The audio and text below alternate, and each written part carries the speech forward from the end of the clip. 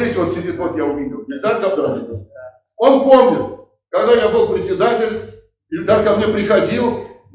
Я сейчас не помню ничего, но я никогда не одобрял эту деятельность. Правильно? Я скептический ко всему. Я вообще вот татарско-башкирским вот этим рассмотром, я отрицательно отношусь. Если меня запишут башкиром, пожалуйста. Я что? Я татарско-башкирский русский. Поэтому для меня это, в общем, и разборка, но не мой вопрос.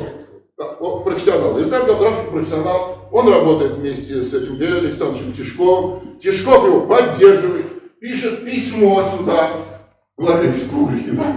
Его все увольняют. Ну как это так можно? Так нельзя. Нельзя уволить. Председатель не должен никого. Он может кого-то уволить вот из аппарата. Конечно. Это да. Но из института это директор. И он должен. Директор института, вот нынешний, это есть креатура, которую должен рассматривать и глава республики. Всегда в Компартии по каждому институту у него своя была номенклатура. Конечно, это же институт, а не лаборатория. Ну вот тут, конечно, это все нужно исправлять.